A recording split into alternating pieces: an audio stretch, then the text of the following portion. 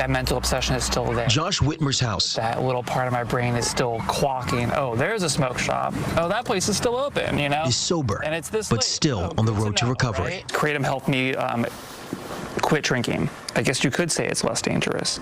But I think that danger is a loaded word. Josh fell into the world of botanical extracts made from kratom. Grown in Southeast Asia, its leaves chewed for generations, beloved for its stimulating and euphoric effects. It's now turned into a billion-dollar industry, powders, pills, and extracts, with no FDA regulations or federal age restrictions. We're not taking a leaf off a tree like they do in Malaysia. We are changing the chemical makeup. Well, now companies are turning kratom into potent extracts, the most powerful called 7-OH, sold right from smoke shops and gas stations. It has become gas station heroin. For me, day 9 has been the hardest day so far. Jared Marquez, take my own advice and just keep my head above water. Is recovering after 9 years of constant kratom use. I had high blood pressure. I had rapid weight loss. My hair was falling out. The doctor was under the impression that I was on fentanyl. Now sober. Let's go, Bentley. Come on. He says the withdrawals made even walking his dog a challenge. Come on. So you'll have the chills, the nausea, the vomiting. A lot of people have said they felt like they were going to have a seizure. Dr. Bell is the medical director at Sacramento's Core Clinic, treating patients with opiate use disorder. Some trying kratom as an alternative to their treatment plan.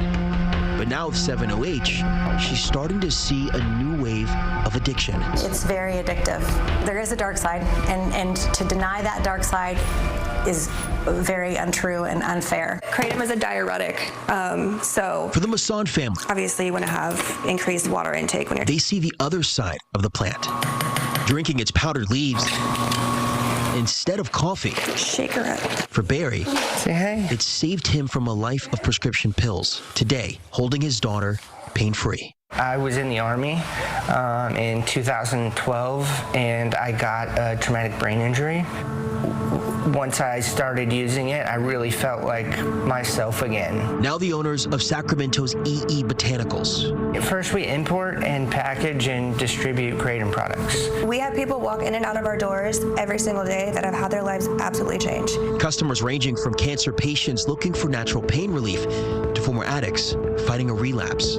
But you won't find any 7-OH. Unfortunately now, that is the branding that kratom's getting. Instead of being a supplement, a natural alternative, it's like a legal high. They're calling for more oversight to rein in these synthetic extracts. Everyone's just kind of doing their own thing until there's rules in place. And more research. No one's really doing the hard studies that we need to do with it. So the business of kratom I can't go back. It's not an option. Doesn't derail. Once you are physically dependent on a substance, it is difficult to claw back from that. Any more lives. It's too addicting, and if I do go back, I know exactly where it will lead me. Cecil Hannibal, KCRA 3 News.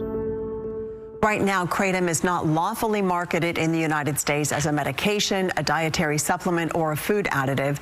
The FDA warns it has the potential to cause liver toxicity, seizures, and substance use disorder.